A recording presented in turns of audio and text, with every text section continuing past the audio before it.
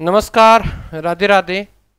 GK rising झोरड़ YouTube channel पर आपका हार्दिक स्वागत और अभिनंदन। हम पढ़ रहे हैं हिंदी, और हिंदी में हमारा जो टॉपिक चल रहा है वो विकारी शब्द चल रहे हैं। और विकारी में जो हमने कल बिंदु स्टार्ट किया वो किया था संज्ञा, और संज्ञा के अंतर्गत हमने व्यक्तिवाचक संज्ञा को पढ़ लिया था। अब दूसरा जो भाग है यानी दूसरा जो भेद है उसे हम बोलते हैं क्या? जातिवाचक संज्ञा। क्या बोलेंगे? 2 नंबर बोलेंगे जातिवाचक संज्ञा। जातिवाचक संज्ञा दिख रहा है क्या? ये नहीं दिख रहा, कलर चेंज करते हैं इसका। ये लो, अब दिखेगा। जातिवाचक संज्ञा दूसरा भाग कौन सा है? जातिवाचक संज्ञा। जातिवाचक संज्ञा किसे कहते हैं? यानी वे शब्द या वे संज्ञाएं जो किसी जाति विशेष का क्या कराए? बोध करवाए। जाति विशेष का क्या करवाए? बोध कराए। ये संख्या में कितनी हो सकती हैं? जैसे हम कहते हैं राम, राम तो बहुत सारे हैं, तो वो क्या होती है? अनंत होती है, अनेक होते हैं, परंतु जाति तो एक ही होगी। जाति एक ही होगी। जैसे राम क्या है? एक व्यक्ति है। राम क्या है? एक व्यक्ति है। राम क्या है? एक व्यक्ति है, तो वो व्यक्ति व्यक्ति रहेगा। हम कभी नहीं कह सकते सभी व्यक्तियों को कहा जाए, नहीं, व्यक्ति व्यक्ति रहेगा। वो उसकी क्या है? एक जाति विशेष है। एक मिनट,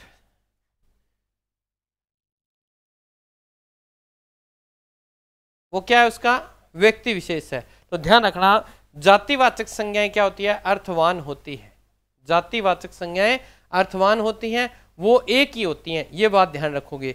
एक है तो उसका अर्थ है, राम तो बहुत सारे हैं तो अर्थ अनेकार्थक हो गई, अनंत हो गई। परंतु ये बात आपको ध्यान रखनी है, जातिवाचक संख्याएं क्या होती हैं? अर्थवान होती हैं, निरर्थक नहीं होती। व्यक्तिवाचक संज्ञा निरर्थक हो सकती है, तो ये बात आपकी ध्यान रखेंगे। तो इसमें आप डेफिनेशन में अगर लिखना चाहो तो आप लिख सकते हो, जिन वस्तुओं से एक जाति विशेष के समूह का पता चले। क्या चले? जाति विशेष के समूह का पता चले, वो क्या कहलाएंगे? जातिवाचक संज्ञा कहलाएगी। इसमें क्या आ सकता है? इसमें सभी व्यक्ति, सभी जो व्यक्ति हैं, स्थान, पर्वत, पशु पक्षी, ये सब चीजें किसके अंतर्गत आ जाएंगी? इसी में आ जाएंगी। अब वो वस्तुएं आएंगी जिन वस्तुओं के गुण क्या हैं? समान है। वस्तुओं के समान गुण हैं, वो आएंगी। कहीं आप दूसरों को कह दें समान गुण है, वो तो क्या आएंगी?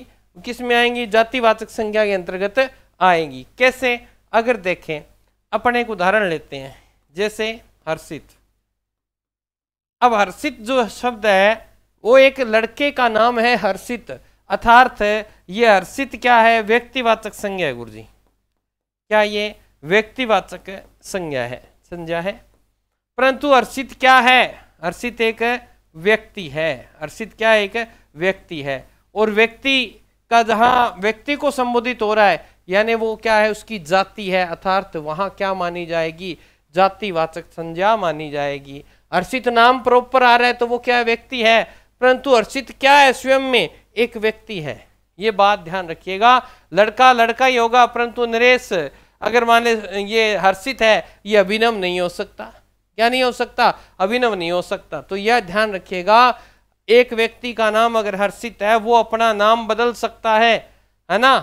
क्या बदल सकता है? नाम बदल सकता है। परंतु ये व्यक्ति है, और ये कह दे कि आज से मेरे को भाई तुम लोग सभी क्या कहने लग जाओगे?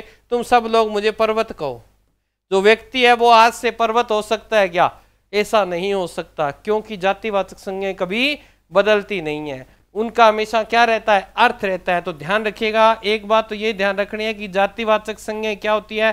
अर्थवान होती है। विशेषता में लिखना चाहो तो आप लिख सकते हो, अर्थवान होती है। ये लो, जातिवाचक संज्ञा हमेशा क्या होगी? अर्थवान होगी। हर्षित अपना नाम बदल सकता है, नाम अगर बदल रहा है तो, परंतु वो व्यक्ति है। हर्षित क्या? व्यक्ति है। परंतु ये तो नहीं हो सकता वो कहते कि आज से मैं व्यक्ति नहीं रहा हूं, मैं तो पर्वत बन गया। तो ये कभी नहीं हो सकता, क्योंकि एक जाति को संबोधित करता है। इसीलिए जातिवाचक संज्ञा कभी भी अपना रूप नहीं बदलती, और ये व्यक्तिवाचक संज्ञा अपना रूप बदल लेती है। बताया था आपको मैंने, कल बताया था। तो इनमें कोई ना कहीं क्या होता है? ये अर्थवान होती है। यानी इन शब्दों के अंदर कोई ना कोई क्या होती है, सार्थकता होती है। नंबर 2 की बात करें, ये क्या होती हैं? नित्य होती हैं। नित्य का अर्थ होता है ये सदा एक जैसी रहती हैं, कभी नहीं बदलती। जातिवाचक संज्ञाएं नित्य होती हैं, कभी भी अपना रूप नहीं बदलती। देखो, व्यक्ति व्यक्ति रहेगा, व्यक्ति व्यक्ति रहेगा, चाहे व्यक्ति जिंदा है तो भी व्यक्ति है, और वो मर गया तो भी क्या है? व्यक्ति है। तो ध्यान रखिएगा, व्यक्ति व्यक्ति रहेगा, यानी ये क्या रहेगी? नित्य रहेगी। परंतु व्यक्तिवाचक संज्ञाएं नित्य होती है, ये बात हमने कल पढ़ी थी। इस बात को अब दोबारा हमने इसकी विशेषता में लिख लिया है, और लिख लीजिए, अर्थवान लिख दिया। और इसी को हम क्या बोल देते हैं, कई बार उड़ मत जाना रे तुम, ये कह देते हैं सार्थक होती है। तो सार्थक और अर्थवान एक ही बात है, कहीं ना कहीं उसका अर्थ निकलेगा। तो ये बात, ये उदाहरण से आप इसको याद रखोगे, ठीक है। नंबर 3, जातिवाचक संज्ञाओं को बदला नहीं जा सकता। क्या नहीं किया जा सकता? बदला नहीं जा सकता। ये लो, इनको बदला नहीं जा सकता। क्या व्यक्ति को हम बदल सकते हैं? क्या आप व्यक्ति को बदल सकते हो? व्यक्ति तो व्यक्ति रहेगा। क्या इसको बदल कर आप पर्वत कर दोगे? नहीं कर सकते, क्योंकि ये क्या रहेगा? व्यक्ति का व्यक्ति रहेगा। इसीलिए व्यक्तिवाचक जो संज्ञाएं होती है वो बदली नहीं जा सकती। तो यहां तक आपको ध्यान देना है। अब है कौन कौन सी, तो देख लेते हैं। मनुष्य की कितनी भी जातियां हैं, मनुष्य की क्या? मनुष्य की जाति, वो सारी दिख रहा है इसमें। मनुष्य की जाति, मनुष्य की जाति में कौन कौन आ जाएगा? जैसे स्त्री है, कोई भी पुरुष है, ये सब क्या है? जाति का, किसका बोध कराते हैं? जाति का बोध कराते हैं। और क्या हो जाएगा गुरुजी? कोई लड़का है, ये तो है तो मनुष्य जाति, लड़की है, और क्या रह गया? औरत है, महिला है, ये सब किस चीज का बोध करवा रहे हैं? ये मनुष्य की जाति का बोध करा रहे हैं। तो ये कभी भी नहीं बदली जा सकती। अगर मान ले हम किसी भी नगर का नाम आ जाए, कोई भी, ठीक है, नगर नगर ही रहेगा, उसका नाम जयपुर है, हो सकता है उसे भविष्य में बदलकर जयनगर कर दिया जाए, परंतु वो शहर, वो नगर नगर ही रहेगा। ऐसा कभी नहीं हो सकता कि नगर को कह दें कि आज से भाई नगर का नाम बदलकर हमने पजामा कर दिया, आगे भविष्य में पजामा नाम से जाना जाएगा। कभी नहीं हो सकता, क्योंकि जातिवाचक संज्ञाएं कभी भी अपना नाम नहीं बदलती। तो ये बात भी ध्यान रखेंगे। यहां पशु पक्षी है, पशु पक्षी,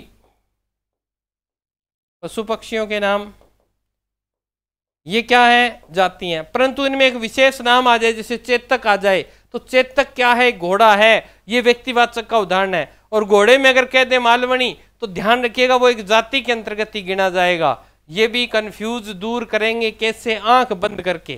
कैसे करेंगे? आंख बंद करके। किसी भी वस्तु का नाम आ जाए, वस्तुओं के नाम, मैंने कल बताया था सब्जी फल, इनके नाम किस में आते हैं? व्यक्तिवाचक में आते हैं, ये बात ध्यान रखिएगा। परंतु जैसे फसलों के नाम आ जाएं, फसलों के नाम जैसे मक्का, गेहूं, अब गेहूं में किस्म आ जाएगी माही कंचन, तो ध्यान रखिएगा वो किसके उदाहरण है? किसके उदाहरण है? इसके उदाहरण है। इसको कैसे पहचानेंगे गुरुजी? हम तो यहां उलझ जाते हैं। कोई नहीं, एक एक की बात याद रखनी है आपको। पद व व्यवसायों के नाम, और आपको किस तरह से याद करना है अभी बताता हूं। व्यवसायों के नाम,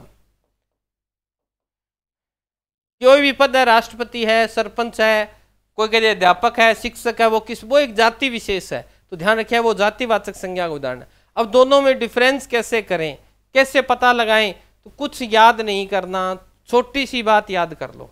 क्या? कि आंख बंद करो और जो शब्द आया है उसको बोलो, और अगर आंख बंद करने के बाद वो चीज आपको एक में दिखाई दे, एक ही दिखाई दे, तो ध्यान रखना वो व्यक्तिवाचक संज्ञा का उदाहरण है। और जो एक से अधिक दिखाई दे तो सोच लीजिए वो जातिवाचक का उदाहरण है। कैसे गुरुजी? एक, क्योंकि व्यक्तिवाचक संज्ञा हमेशा एक वचन में प्रयुक्त होती हैं। किसमें? एक वचन में प्रयुक्त होती हैं, ये बात तो ध्यान रख लोगे। अगर वो बहुवचन बन गई, जैसे मैंने कहा राम, जैसे रावण कह दिया, तो रावण, रावणों अगर कर रहे हो तो वहां पर फिर वो व्यक्तिवाचक नहीं रहा, वो जातिवाचक के अंतर्गत आ गया। देश में जयचंदों की कमी नहीं है। अगर जयचंद बोलता, जयचंद गद्दार था, तो वहां व्यक्ति, ये जयचंदों कह रहा है, बहुवचन बना रहा है, तो यहां पर जाति विशेष को दिखा रहा है। इसलिए ध्यान रखिएगा, आंख बंद करके आप इसका उत्तर कर सकते हो।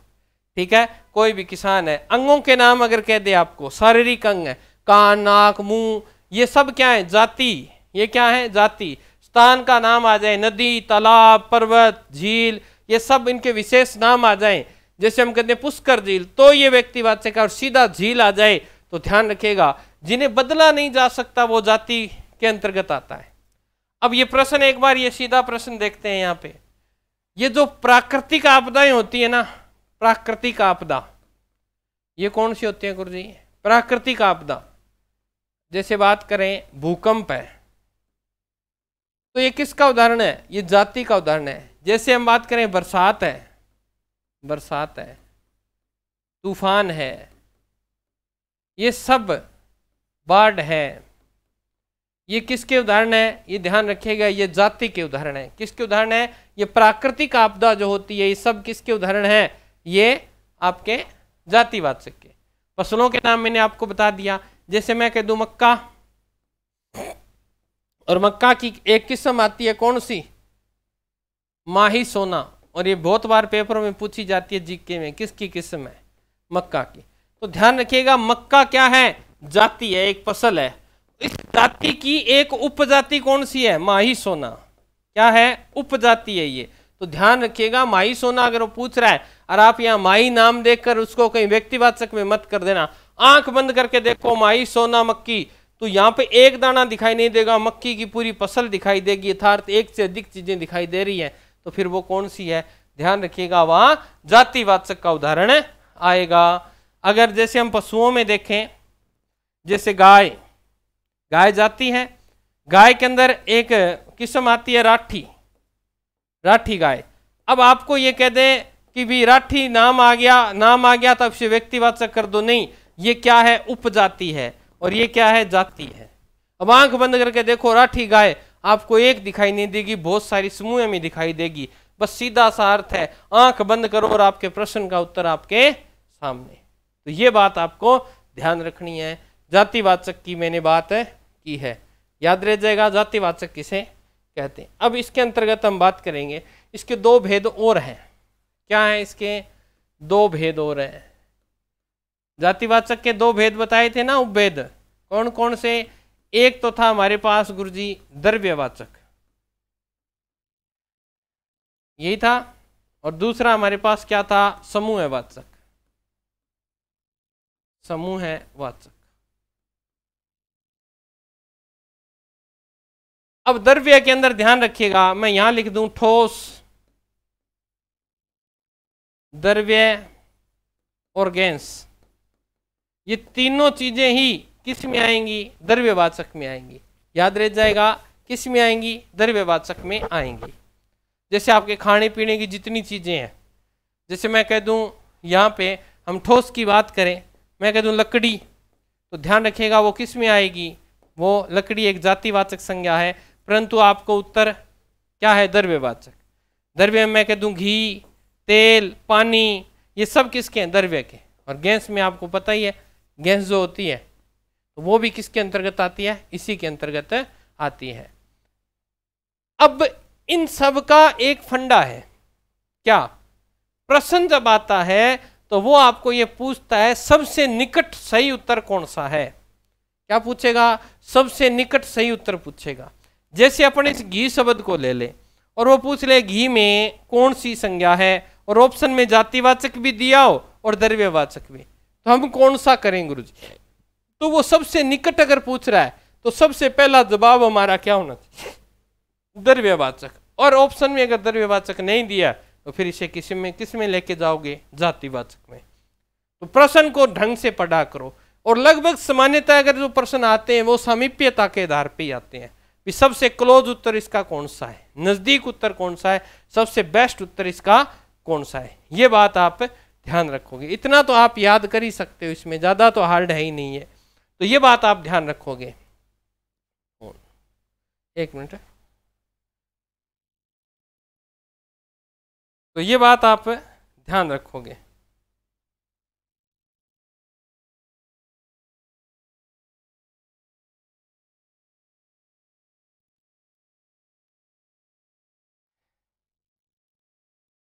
अब हम बात करें समूहवाचक की, यानी वे शब्द या वे संज्ञाएं जो किसी हमें समूह का बोध कराए या समुच्चय का बोध कराए, वो क्या कहलाती हैं आपकी, कौन सी होती है, समूहवाचक। तो इसमें एक नहीं आते, अनेक लोगों का समूह आता है। जैसे अगर बात करें आपकी सेना, कक्षा, गांव, परिवार, है ना, और रेवड़, ये देखो, ये थोड़ा सा ध्यान रखना, रेवड़, जत्था, ये सब चीजें क्या हैं, ये समूह का उदाहरण है। ये एक से नहीं होते, ये बहुत सारे लोगों से बनकर मिलकर बना होता है। तो ये सब चीजें क्या है, समूह का बोध कराते हैं। जैसे हम अंगूर लेते हैं तो अंगूरों का क्या होता है, गुच्छा होता है ना, तो गुच्छा फिर किसका उदाहरण हो गया, समूह का। जैसे हम खेत में जो फसल को निकालते हैं तो फसल का क्या लगाते हैं, ढेर लगाते हैं गुरुजी, वो भी किसका उदाहरण है, फिर समूह का। वहां एक तो नहीं है ना, बहुत सारे हैं। पुंज जो होते हैं वो भी किसका उदाहरण है, समूह का। श्रृंखला किसका उदाहरण है, समूह, क्योंकि श्रृंखला बहुत सारी शब्दों से, बहुत सारे प्रश्नों की श्रृंखला होती है। तो ये बात भी आप ध्यान रखोगे कि समूहवाचक के अंदर एक से अधिक शब्दों का या प्राणियों का, वस्तुओं का, किसी का भी बोध कराया जाए, वे समूहवाचक संज्ञाएं कहलाती हैं। और समूहवाचक जो संज्ञाएं होती हैं वो किसका पार्ट है, जातिवाचक संज्ञा का पार्ट है। अब क्या होता है, इसके आगे आजकल जो प्रश्न चल रहे हैं वो किस प्रकार के चल रहे हैं, वो चल रहे हैं, पहले तो आपका हम यही देख लेते हैं कि व्यक्तिवाचक से जातिवाचक कैसे बनती है। जातिवाचक एक दो उदाहरण इसका कर लेते हैं। जैसे मैं कह दूं गांधी जी देश के राष्ट्रपिता थे, पिता थे। ये लो, यहां गांधी जी किसी एक व्यक्ति विशेष के लिए आया है। किसके लिए आया है, मोहनदास करमचंद गांधी के लिए आया है। एक व्यक्ति को प्रदर्शित कर रहा है, अर्थात यहां व्यक्तिवाचक संज्ञा है। कौन सी संज्ञा है, व्यक्तिवाचक संज्ञा है। अब पहली, अच्छा, शब्द शुद्धिकरण में हम कई बार इस शब्द को गलत लिखते हैं, गांधी जी को। कैसे लिखते हो रे तुम गांधी जी को लगाते हो ऐसे, ये लो, अरे भाई ये गांधी शब्द गलत है, क्योंकि शब्द शुद्धिकरण में इसको गलत बताया गया है। क्योंकि गांधी महात्मा एक उपाधि थी, गांधी उनकी क्या थी, जाति थी। परंतु यहां जाति होने के बावजूद भी व्यक्तिवाचक का बोध करा रहा है, क्योंकि मोहनदास करमचंद गांधी की बात कर रहा है। किसकी बात कर रहा है, मोहनदास करमचंद गांधी की बात कर रहा है, क्योंकि एक वचन की बात कर रहा है। गांधी अगर बात करें, गांधी मूल शब्द किससे बना है, गंधीन धातु से बना है। वे लोग जो गंध का व्यापार किया करते थे, गंध का मतलब सेंट वगैरह लाया करते थे, वो लोग क्या कहलाए, गांधी कहलाए। तो वही है गांधी। परंतु ध्यान रखिएगा यहाँ अनुस्वार ही आएगा, चंद्र बिंदु इसके अंदर नहीं आती, इस बात का आप ध्यान रखेंगे। अब इसी को हम जातिवाचक, देखो गांधी क्या है, जातिवाचक शब्द है कि नहीं है, गांधी एक जाति है, प्रियंका गांधी, राहुल गांधी, है ना, जाति है। परंतु यहां किसकी तरह, व्यक्तिवाचक की तरह प्रदर्शित हो रही है कि नहीं हो रही। अगर मैं देखूं, यहां कह दूं आज हर गली में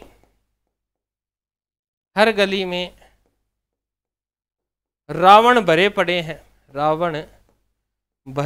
हैं।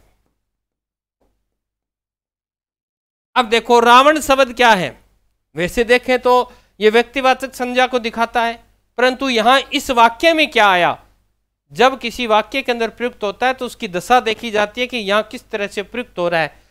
आज हर गली में रावण भरे पड़े हैं, रावण का अर्थ यहां एक व्यक्ति से न लेकर बहुत सारे लोगों से लिया गया है। ये व्यक्ति विशेष का नाम ले लेकर एक जाति को संबोधित कर रहे हैं कि आज हमारी बहन बेटियां सुरक्षित नहीं है, उन्हें कोई उठाकर ले जा सकता है, हर गली में क्या है, रावण है। आज हमारे देश में जयचंदों की कमी नहीं है, इस तरह से जब बोल दिया जाए तो मैंने आपको कहा जहां विशेषण यानी बहुवचन का प्रयोग हो जाए, ऐसा लगे कि यहां तो बहुवचन आ रहा है, तो वो तो मान लीजिएगा कि वो हमेशा ही क्या होगा, जातिवाचक होगा। क्योंकि व्यक्तिवाचक जो संज्ञा होती है ये हमेशा ही किस में प्रयुक्त होती है, एक वचन में प्रयुक्त होती है, एक वचन में आएगी, हमेशा जातिवाचक संज्ञा एक ही वचन में आएगी। तो ये था हमारा कौन सा टॉपिक, संज्ञा का भाववाचक संज्ञा जिसे कहते हैं। अब हमारे आगे जो टॉपिक रह गया, इसका तीसरा टॉपिक हमारे पास रह गया भाववाच्य, और भाववाचक जो है वो हम करेंगे कल। आज के लिए इतना ही, मिलेंगे कल नई क्लास में। तब तक स्वस्थ रहें, मस्त रहें। जय राजस्थान, जय भारत।